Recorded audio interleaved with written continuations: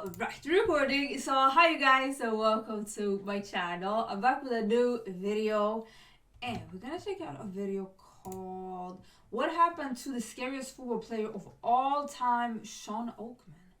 I never heard about that name, and this thumbnail seemed like he's a footballer.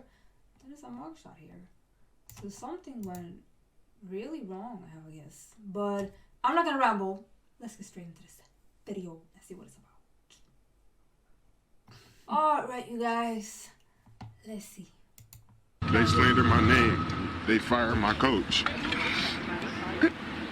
During closing arguments, the state told the jury to consider Oakman's height and size and that he is capable of carrying out a threat. Only 2 weeks before the NFL draft, a man from Philly, foster care, homeless, who had everything just to have it taken away. Why? I made sure that justice would be served.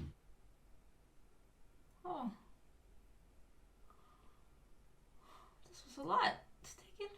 I guarantee you've seen this picture before. If you had social media around the time frame of 2015 and 2016, you couldn't go anywhere without seeing a meme about this guy being the scariest football player of all time. Everything, not just a couple of things, but everything about this picture is flat out scary. He straight up doesn't look real. It looks like a created player on Madden. I mean, come on now, look at his face mask. You can't even find a face mask like that anymore. Now, if you haven't seen that picture, don't worry. I'm going to give you a little inside information. At the time of that picture, this player, Shawn Oakman, was listed at 6'9", 275 pounds, and he could bench press over 400 pounds, squat over 600 pounds, had a 4.8 40-yard dash, and had 6% body fat. Do some of you understand how unreal these numbers? I'm not gonna lie, in Europe, I need to convert some here. It's almost 7 foot to centimeters. That's like 213 centimeters? Shish!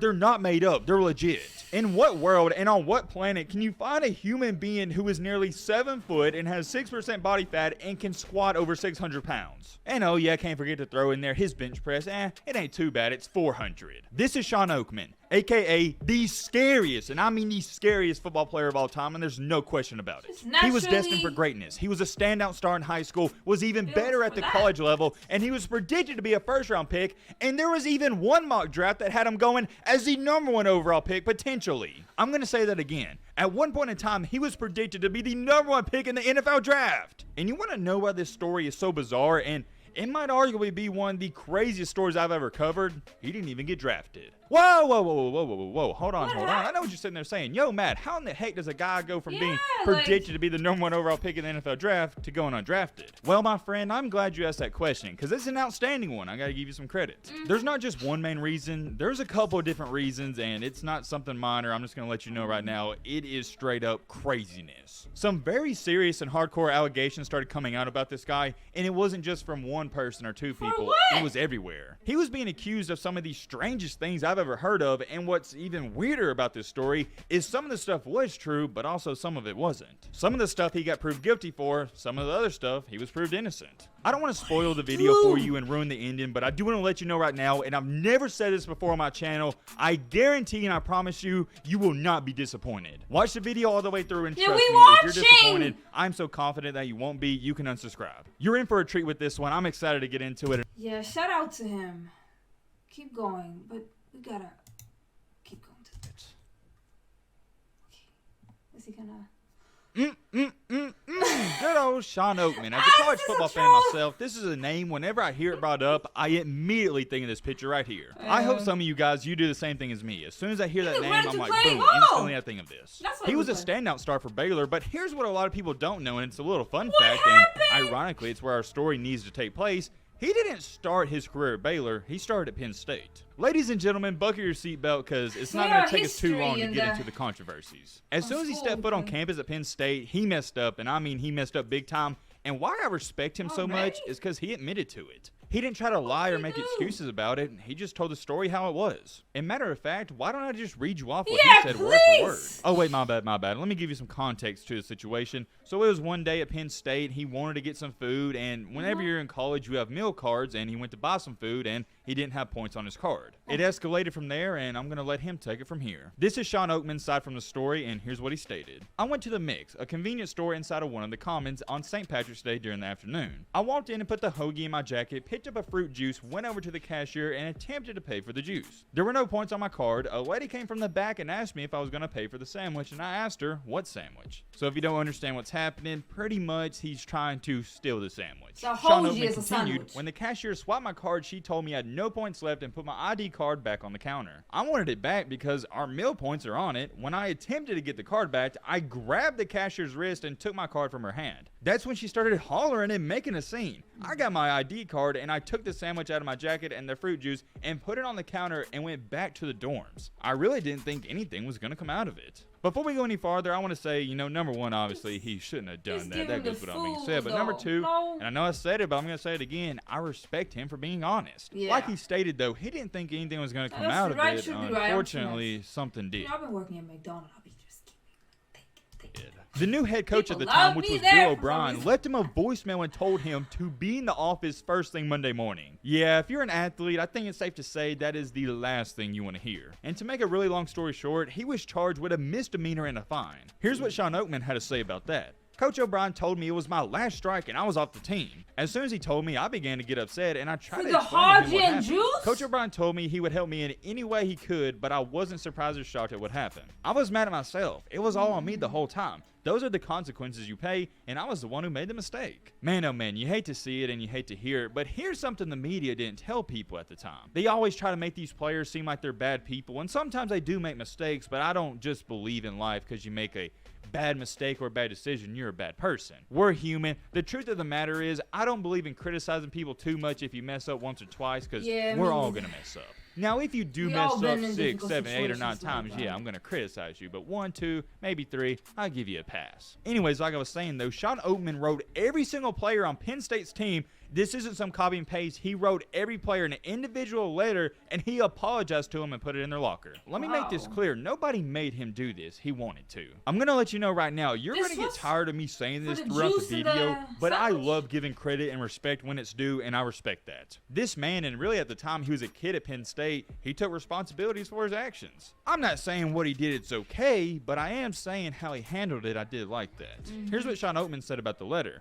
I told everybody in the letter what I did and how I was sorry for letting them down and how I wasn't going to give up. I do feel I was used as an example, though. Here's where I start to kind of have some sympathy for him, though, and if you've been watching the channel, if you're an OG, you know your boy Matt is not a very sympathetic person. Guess what? In life, you gotta wake up and understand and realize everybody has a sad story. No matter how good you think somebody's life is or how bad it is, we all get that sad story. You can either use that as fuel and motivation, or you can sit, mope, and play victim. I don't care. But I want to read you off this quote that Shawn Oakman said, and I think some of you are going to sit there and be like, dang, I'm in the same boat as you, Matt. Since I touched the cashier's wrist and took my card, that was the difference. That was it for me. She was a student and she got afraid, but who wouldn't be? I'm a big black guy who's 6'9", 260 pounds. I can't be mad at her because I did it. She didn't know me. I'm the biggest person on that campus and people were gonna talk regardless. I was just hungry that day. I didn't have any meal points left and had no money. Once again, let me make this clear. I'm not saying it's okay for him to grab her wrist and do all that. He shouldn't have done that. If you're taking a card, I'm shaking. There's no way you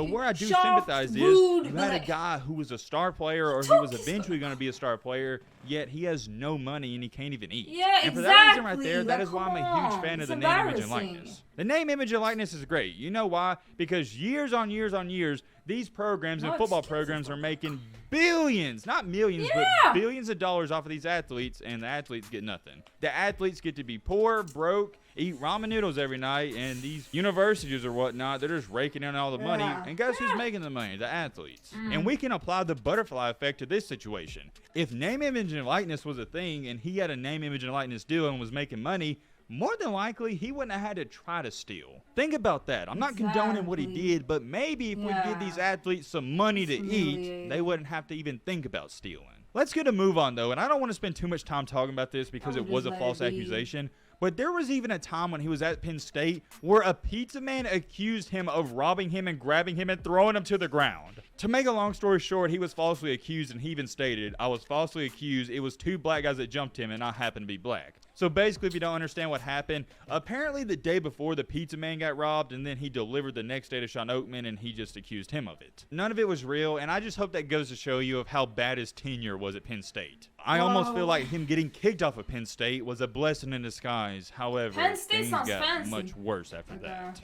He was in a tough situation. He was a top recruit coming out of high school. He was supposed to start by his sophomore year at Penn State, and now he's not even on a team. And to go on top of that, people were bad-mouthing him, making false accusations, and he had a misdemeanor charge. He was going through a tough time, but he kept high spirits, and here's what he had to say. I didn't want anyone to help me. I'm paying the fine on the misdemeanor charge. I've never been in trouble in my life. I had to do this on my own. I didn't want anyone's help because I'm the one who messed up. To make a long story short, after trying to convince all these teams he's a changed man and he deserves a second chance, he winds up at Baylor. Ladies and gentlemen, if you weren't locked in before, like you were watching the video but doing something else, just had it on in the background, you better lock in right now because you do not want to miss a single part of this. We are at the point in this story where things are about to get absolutely haywire. I think I said that wrong. It's better to say it's about to go haywire. Anyways, that's besides the point. You get what I'm trying to say. His first year at Baylor, which was 2013, not too much to say. He stay out of trouble and he stay out of the way. In that season, he wound up having 33 tackles with 12.5 of them being for loss. That's impressive. And 2 sacks. I wouldn't say he was a good player at that point in time just quite yet. I would say he was a average or slightly above average player. But the thing that all these NFL scouts loved about him is he was showing those flashes of greatness that you want to see. He had potential and he had size. I mean, let's just be real here. You can't coach 6'9", 270. The guy was a unit. And to go on top of that, whenever guys are 6'9", 270, they're kind of slow. He wasn't. He was fast. And that's what I think personally was the scariest part about him. He kind of reminds me of a bear. A bear itself is scary, but they're also quicker than what you think. His first year there wasn't so much about being a standout star. It was just like, okay, do what you need to do, and we'll see what happens next year. The main thing was we want to see you stay out of trouble. And he did just that. And heading into next year, which was 2014, this was arguably the best year of his life. This was a year where all the hype and attention, it started to come in, and I mean come in really fast. Whoa, hold on, pause. Didn't mean it like that. You get what I'm trying to say. No, in that 2014 year, which would ultimately be his breakout year, he was a force to reckon with. He finished that year with 52 tackles, with 19.5 of those being for loss. And to go on top of that, he also added 11 sacks, which at the time, I don't know if it's still true, but I know at the time that was a single season record for Baylor. This is also the same year where this picture right here was trending all over the internet. Things were at an all-time high for Shawn Oakman. He was flying up the draft boards, had an incredible year, and he was really popular on social media. When it was all said and done for that 2014 year, heading into 2015, he was already regarded as a first-round pick. Everybody thought as long as he had a decent 2015 year, he was going to be a first-round pick, and one person also had him as the #1 overall pick potentially. Unfortunately for Mr. Shawn Oakman, this is where his story starts to go downhill. Following up that outstanding 2014 year, his 2015 year was somewhat depressing, or not depressing, my bad. It was somewhat disappointing. I don't know why I said depressing. I meant to say disappointing. You get the point. All of his numbers didn't take a huge decrease, but they took a slight decrease. His tackles dropped from 52 to 43. You don't want to see that. His tackles for loss dropped from nearly 20 to 14.5, and his sacks dropped from all the way from 11 to 4.5. I think it's fair to say, and I think even Shawn Oakman would agree with this, that 2015 year, it wasn't as good as he hoped it would be. He could have been much better. However, I do also think you got to throw this in there. He was getting double and triple teamed. We see this time after time. Whenever a player has a breakout year, then they start scouting for him, and then they start double teaming them, and their numbers are always going to decrease. So although, yes, his production on paper wasn't all there, if you're not Jim Brown, I he know. was still an impactful player. Don't get it twisted. It's just more the fact that all these teams, they were scouting for him and they saw the film and they knew what to stop. Still, with having that quote-unquote disappointing year, he was regarded as a first-round talent. But guess what? And I'm going to let you know right now, I'm about to get pissed off. 3 days, yes, only 3 days before the NFL draft, a female tried ruining, or not tried, she ruined his career and life. She ruined his livelihood because 3 days before the NFL draft, she accused him, and ultimately, he would be charged with second degree, and I can't read that because YouTube would demonetize me, but you can see what it says. And I think you know exactly where I'm about to go with this. With these charges and with these accusations, these NFL teams, every single one took him off their board. Every single NFL team took this young man off of their board for accusations like that. And I understand it, and Shawn Oakman understood it. You can't draft a player with all these accusations going on. I mean, let's just be real here. We've seen all the scrutiny that's happened with Deshaun Watson, and I don't even want to dive into that at all. But here's where things start to heat up. According to Shawn Oakman, she lied. I'm about to read some stuff off to you, and trust me, I don't want to read long and lengthy quotes, but it is so vital to our story. I want to try to make this video as short as possible, but there is so much information I got to throw in there. The woman who would accuse Shawn Oakman had sent him a text earlier that day to see if he was in Waco. She wanted to see if there was a chance they could meet later at the bar that night. They had met during his junior year at Baylor through a mutual friend, but but hadn't seen each other in 18 months. They had a you-know-what history, according to the court transcripts. And here's where things start to get sad. And not only am I sad for Shawn Oakman, I feel for him tremendously. I'm also pissed off for him. I can't even imagine the emotions he went through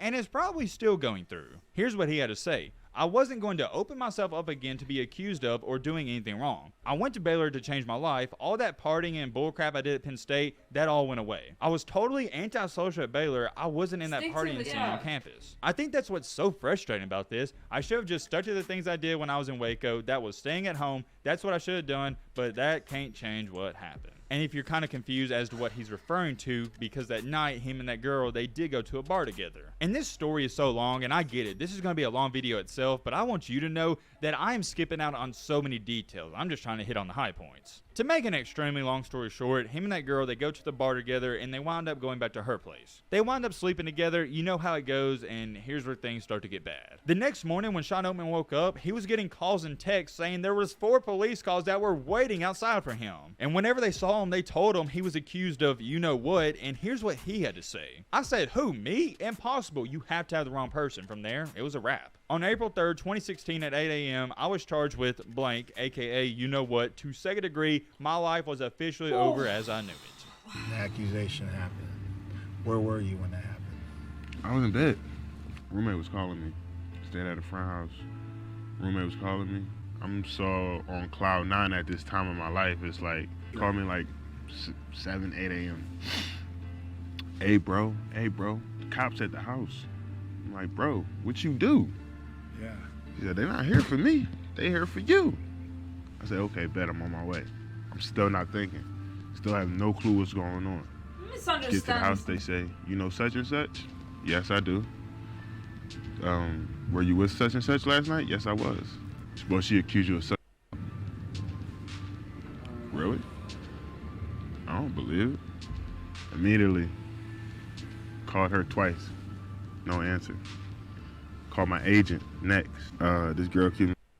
What should I do? Give me a lawyer number. Call a lawyer. Don't say nothing to the police. Let them do their investigation. And that's that. Me being so naive. Me thinking I'm bigger than what I am.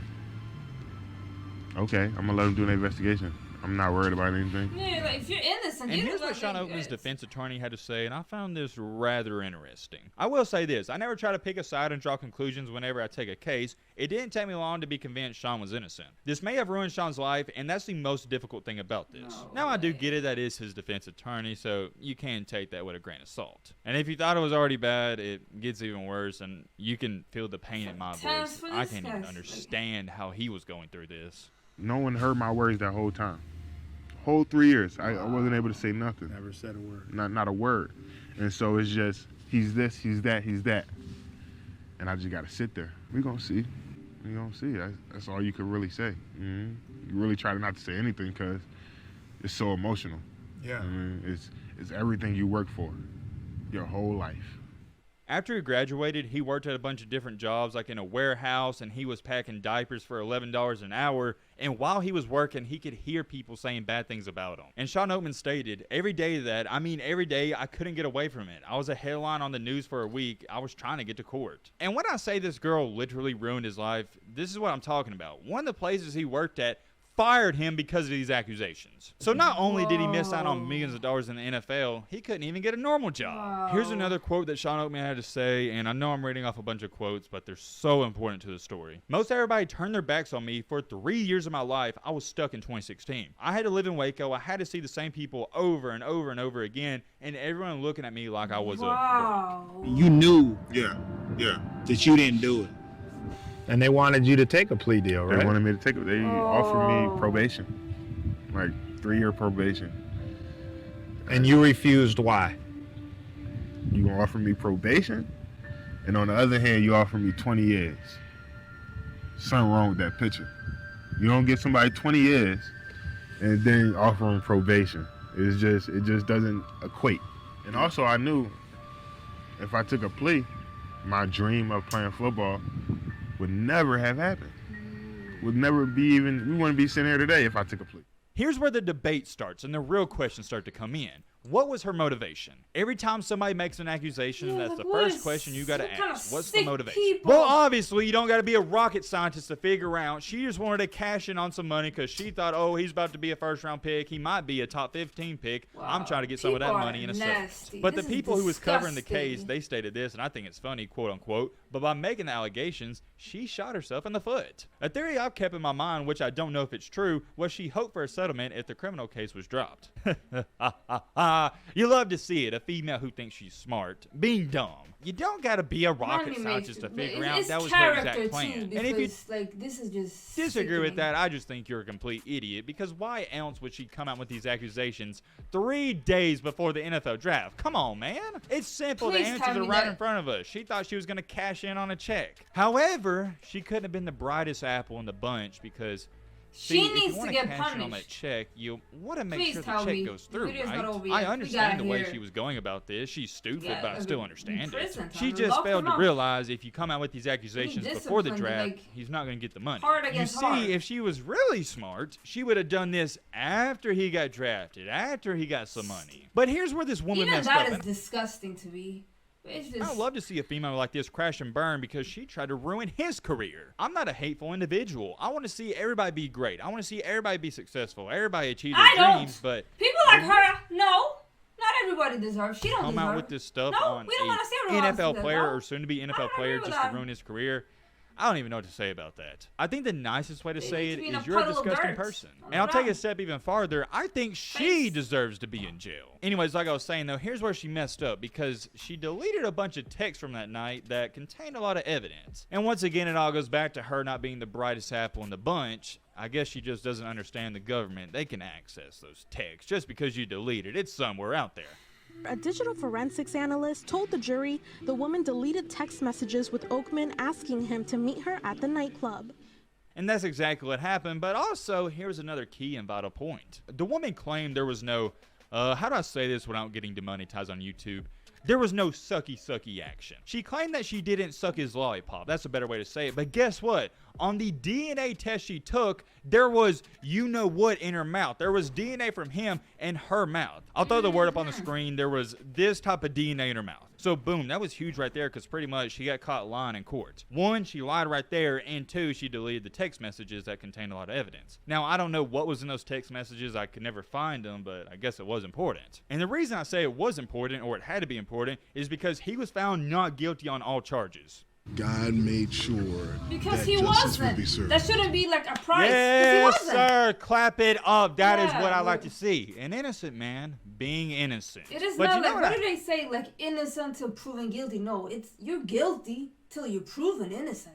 Hate about this. He shouldn't even had to go through this because he was innocent in the first place. But here's what I think should happen. Since she ruined his life pretty much, why is she not in jail? She should be in jail. That's how we're going to have to stop these women. She needs to and pay I'm not even trolling. I'm being serious. If you want to stop women from making false accusations, the penalty should be if you lose the case, you're going to jail. Yes. And not only that, but it also ruins it for other women, because this does happen to women. I mean, let's not be naive here. It does happen. But people don't believe the women sometimes because of stuff like this. Of course, Shawn Oakman and everybody with him, they were going insane. It was even stated they was running out of the court, and I just love to hear that and see it. Here's what Shawn Oakman had to say right after it was over. I was lifeless, basically, and I thought I was done, but I always knew I was innocent. This all could have ended years ago. I had friends or people who I thought were my friends drop me like a hot potato. I could have taken a plea, which did not include him having to register as a you-know-what and probation, but I didn't because I knew I didn't do anything wrong. Looking out here in the weeks and months to come, you may get the opportunity to run out on that, through that tunnel, on that field again. What does that feel like? Does he play? Anyone know? You're smiling. See? You're smiling. Because it's like you could see it. You can see it, and it's everything you love. I want y'all to think about this, though, and my bad, I forgot to throw this in there. This all started in 2016. He got proven not guilty in 2019. This went on for 3 years. And why it hurts me to even talk about it is it shouldn't even went on that long. Everything wasn't all good, though. Just because he got proved innocent didn't mean these NFL teams or a different league was going to run after him and be like, okay, we want to get him, sign him right away. No, it doesn't happen like that, because even if these teams do pick him up, they're going to have to answer all these hard questions. Here's what one of his managers or agents, I can't remember which one, he had to say about it. And he's referring to after the 2019 NFL draft. We've had interest from 3 NFL teams after the 2019 draft, and we have an offer from a CFL team. It's been pretty disappointing. No one wants to go to the podium and answer the questions. Shawn absolutely should be in the NFL, and it's a travesty that he isn't. There are plenty of NFL people who will talk about Shawn. It's just that management has a set policy, and they don't want to break the policy, even though Shawn was found innocent. What are you feeling like now? Once in a lifetime. It's still not over. There's still darts and backdoor shots being taken, you know. Even though I'm exonerated, it's not like I'm getting my food on the silver platter. They still want to see me grind. They still want to see me suffer. They still want to see me struggle. People don't really know though. No, you didn't walk out with a big blank check. They just said you're exonerated. They just say you free. And here you go. What did they give you? They didn't give you nothing. Wow. They give you paperwork to sign, say you ain't got to report to the state no more. That's it. That's it. They don't worry about nothing about that 3 years that you had to do. Yeah, she took nothing it from about money, the millions that could have been. Doesn't matter. Having my name is good enough. Having my name cleared is good enough. For me, it's good enough. Yeah, but it's not right. Everything I want. It's not right. It's a justice system. It should be justice. Never pray for God for things that you could get or control. I could go get this bag.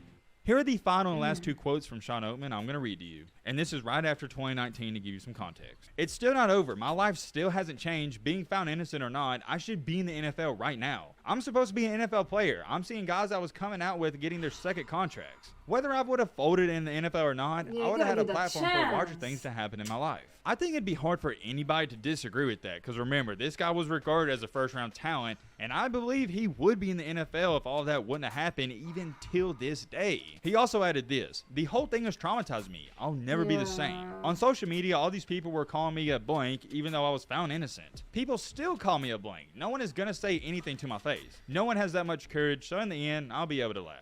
You get disappointed. You get pissed off when people point fingers who don't know the truth, but I have my freedom, and I'm not gonna give up my dream of playing in the NFL.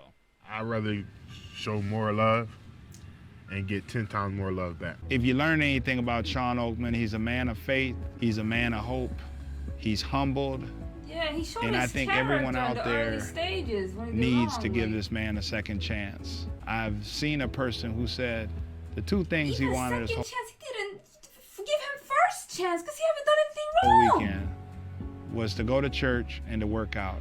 I mean, How many young men say that? To not give him Man, that you chance. have to clap it up and respect this guy. I don't just love this guy because of what he went through, and it's an easy story to love. It's how he handled himself. He wasn't coming out here cussing, saying any bad things about the girl. He don't want to be a victim. It seems like, he just wants to play football. Show what he can do. Whoa, hold on. I know what you're sitting there saying. Yo, Matt, what happened? Did he ever make it to the NFL? Yeah, My friend, I'm glad you asked that question, because guess what? This story's not even close to being over. As soon as he was proved innocent, he did land a workout with the New Orleans Saints, but long story short, nothing ever happened. In 2019, he didn't make it to the NFL, but he did take his talents to the XFL, which was that new up-and-coming league. He did play in 4 games. Unfortunately, though, just more bad news for Shawn Oakman. The league wound up just completely collapsing because of the pandemic. After that, he wound up signing a new contract with the BC Lions out of the Canadian Football League, but guess what?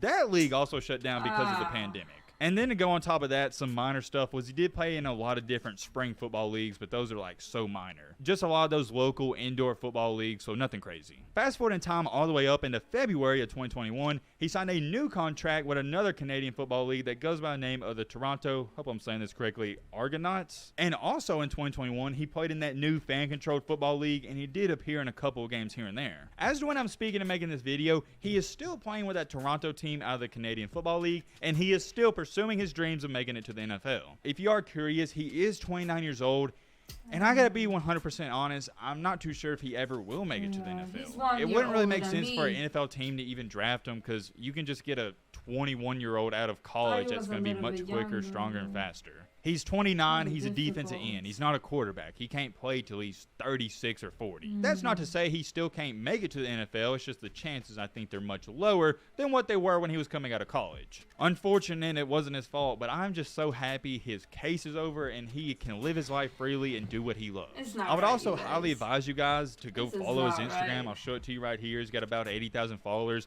He posts a lot. He's got over 600 posts, and he posts a bunch of motivational stuff, which I love. I actually scrolled all the way down to 2015 up to 2022 to get some information about this video, and when he was going through that hard time from about 2016 to 2019, he stayed true to himself, and he posted a lot of inspirational quotes. I just love this guy's story so much because, and it's hard not to get emotional. He went through so many difficult obstacles, and I myself can somewhat relate to it, and I know many of you watching this, you can relate to it. He went through so many tough obstacles and he stayed true to himself. He never blamed anybody. He continued to work hard. People out there said so many terrible bad things about him that weren't true, and he wasn't angry at nobody. He just took it like a champ, and he knew what the truth was. He just continued to work behind the scenes. I don't know how many times I've said in this video, but I want to emphasize it. I respect you, Shawn Oakman, so much. You don't understand it. I would love to meet this guy one day and just get his perspective on life, because this is a guy I think you should look up to. And he's the type of person you want in your life. Shawn Oakman, your story has not only inspired me, but I hope it inspires other people watching this video. I don't think anybody in this life you deserve anything, but Shawn Oakman, he deserves to have a great football career and just a great life. Major shout out to Shawn Oakman. I'm wishing you the best of luck, my man. I am curious. Let me know your thoughts on this video down below. Hope you guys enjoy it. But, what I'll be road to 1 million. They slander. Yeah, so this was a good video. A lot of, like, they broke it down good, but wow, so frustrating. Like, I still think he needs some justice. Like, that woman, whoever that is, like, they have to hold her accountable. And, like, she ruined his life. Like, the whole path of his life. It's just crazy. Like, that little encounter, that night she took him out, changed his whole life. That's why I never step my foot in a nightclub or places like that. Like, I cannot find anything I want in life in those places. That's why I never put myself in situations like that. It's just, oh well. That was the video, you guys. I'm gonna stop rambling. Leave a like, comment, subscribe, all the good stuff if you enjoyed, and hopefully I'll see you in the next video. And stay safe, stay healthy, protect your environment. Anyways, bye you guys.